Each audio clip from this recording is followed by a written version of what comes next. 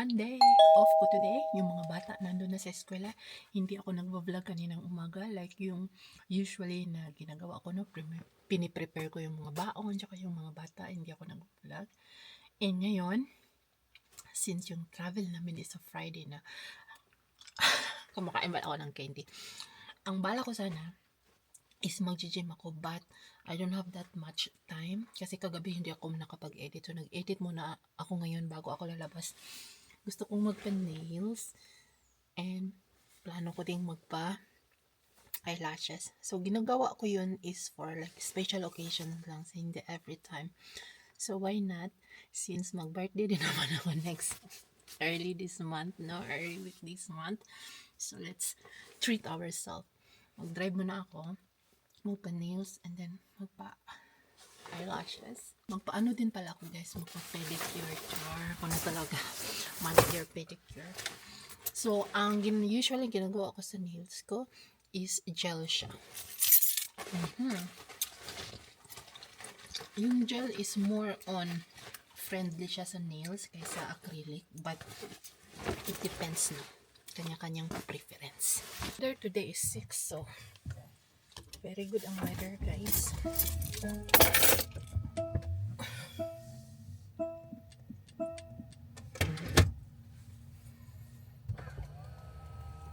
Let's go and drive for the nails. Kagabi, naligo ako kagabi. Ang buhok ko. Hindi ako napinansya.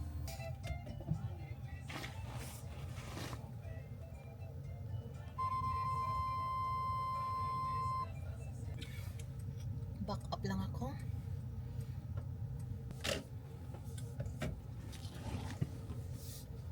Let's go. Saan ako magpa-nails? Sa parking. And prepare ko lang yung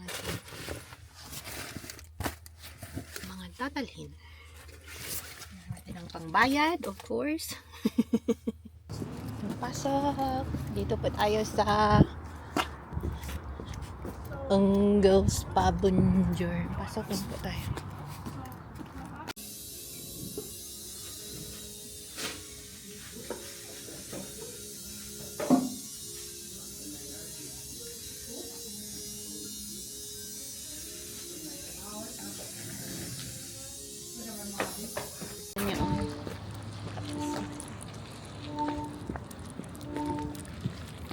Ngayon, pupunta tayo doon sa kabila. Sa kabila siya para sa aking eyelashes.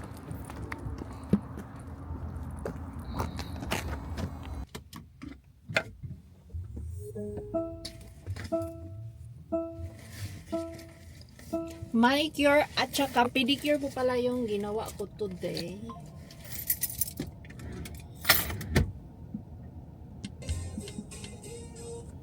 Doon lang sa kabilang parking yung ate ang tawag dito, eyelashes. Wala akong appointment. Hijack. Wala akong appointment. Diretsaan. Murag mingaw. Open kaya sila. Dito po ako nagpapalashes, guys. Doon naman ako sa kabila tawag dito manicure, pedicure. Front door open. Hi. Hi.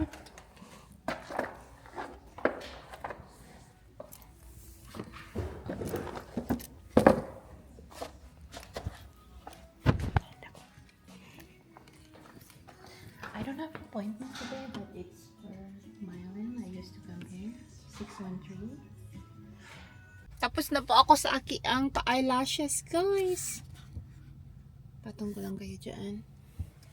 Nandito na ako sa parking ng gym. Maglagay muna ako ng ang lip oil. Parang dry na dry yung aking lips. Dito, red na red.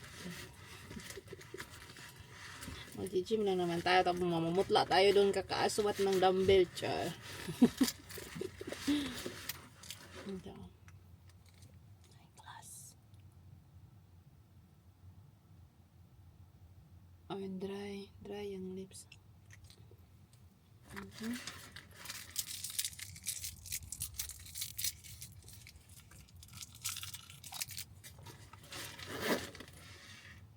Oh, ito pala yung hitsura.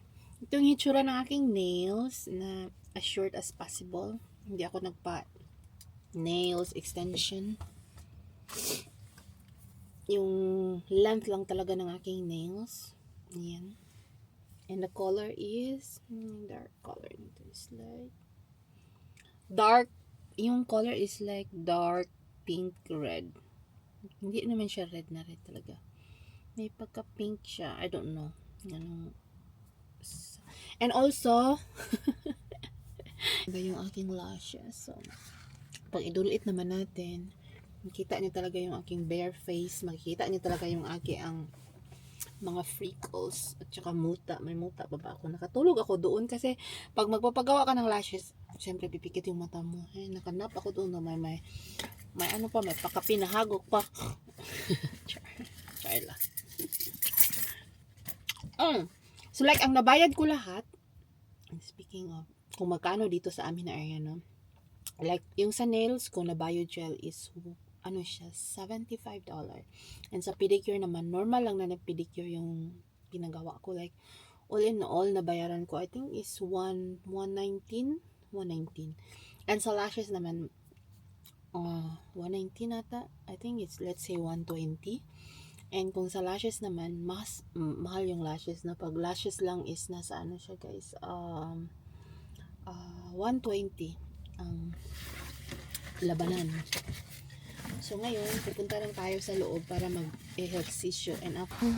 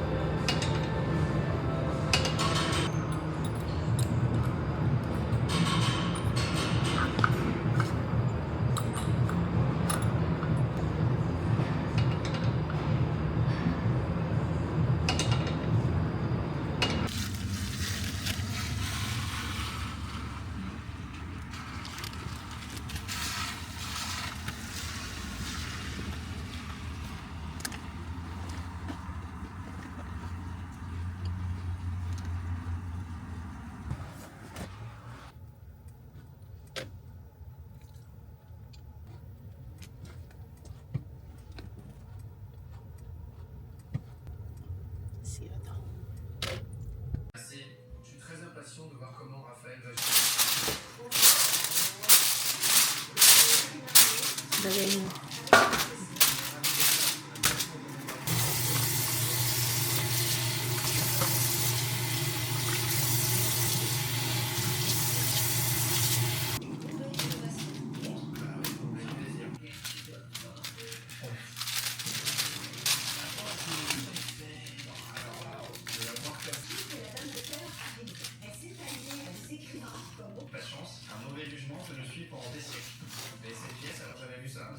Ça vous dit d'essayer? J'ai juste besoin d'une phrase de vous. D'accord. On y va. Go. Vous allez voir. Ça me fait un peu peur là. Disparaît là. C'est fini. Disparaît. Quelle langue voulez-vous? Olivier est pas là. Donc le jeu. On est vraiment sur une prestation. Merci beaucoup de nous avoir beaucoup. J'ai découvert un lieu. Ça y est, hein. Il est lancé. Ils n'ont plus besoin. C'est des parfums. Tout, this one, you know, It's good for the ribs. Oh, it's not yet open. it's open. Right, open. Ooh la la. Deuxième visite. Cette fois-ci, j'ai prévu vraiment de tout faire pour la situation exceptionnelle. Bonjour à toi. Vous allez bien? Très bien. C'est marrant parce qu'on se paraît presque dans une vie avant cette année.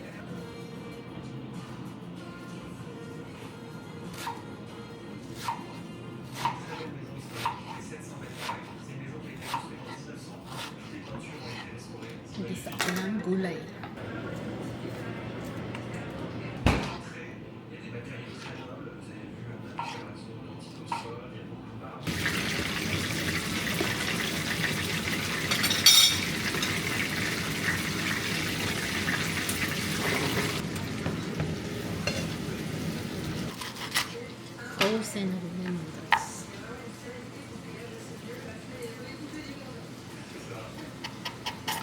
Wala.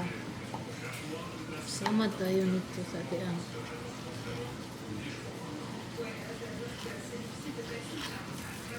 bigas niya.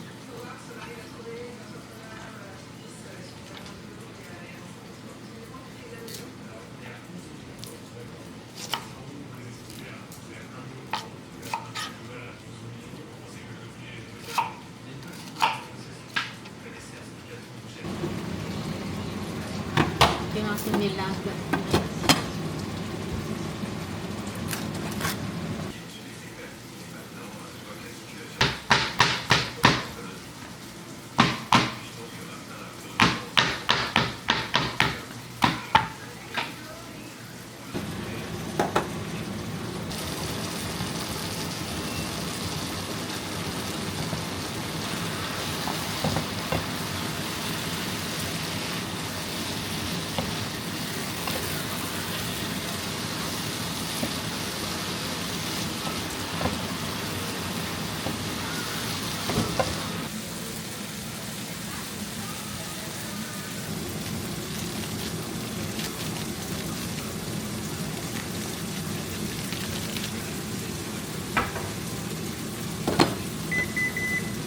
Yung aking ginisang gulay, nilagyan ko ng broccoli, bell pepper. What? That's a lot of money. You're going to pay a lot of tax too. Luto na. Ginisang gulay. Ayan, aki ang palaban na sinigang. Hindi ko siya nilagyan ng asin. Sinigang mix lang tinimpla ko. And lagyan na natin ang final cabbage. And kakain na ako guys. Kasi time check. 3:22, alas 4, darating yung mga bata. Rice. Yan yung aking sinigang. You want some soup? No. I'm okay. I just eat, man. Merci. C'est fou qu'on me ramène dans cette rue. Ça me ramène des souvenirs, ça me touche au cœur, c'est ça, c'est ce que je veux. Kulang ang asin. Lagyan ko ng patis. Unique, c'est une ancienne imprimerie qui a été construite par Gustave Eiffel en 1883. J'adore Gustave. Aujourd'hui, donc, c'est un œuvre complètement réhabilité. C'est un petit trésor caché. Là. Exactement. J'ai hâte de voir ça. Bon, bah écoutez, on va découvrir. Allez-y. Allez. Bon, pour l'instant, je suis très content. Je pense qu'ils ne s'attendaient pas du tout à visiter ce type de bien.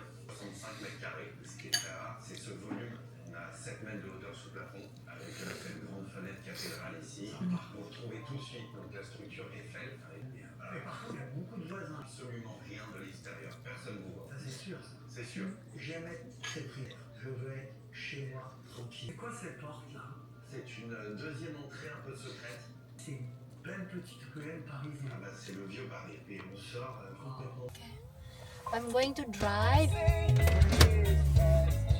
Pupunta lang kami ng swimming pool.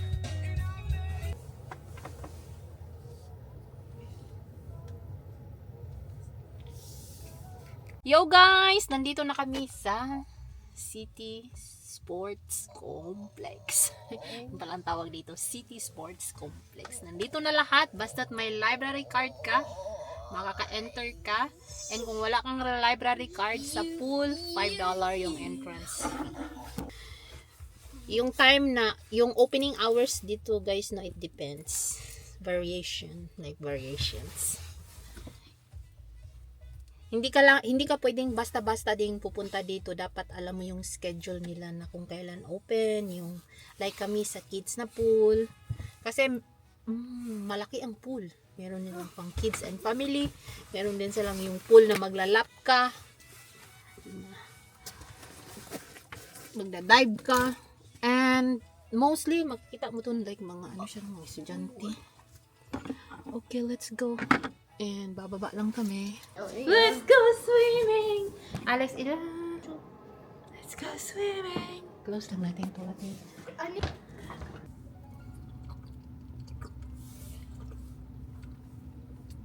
You want water, guys? Nasa water? Tapos na kaming nag-swimming. Ngayon, magda-drive to lang tayo ng yung kay Alex na Timbits. And let's go drive. Nandito na kami guys, nag-drive thru kami ng McDonald's. Waiting na lang kami sa aming order. Thank you. Kakain kami ng sa parking. Si Alex, meron na si Alex meron na siyang tawag dito. Meron na si Alex na Timbits. Yung aking sapatos.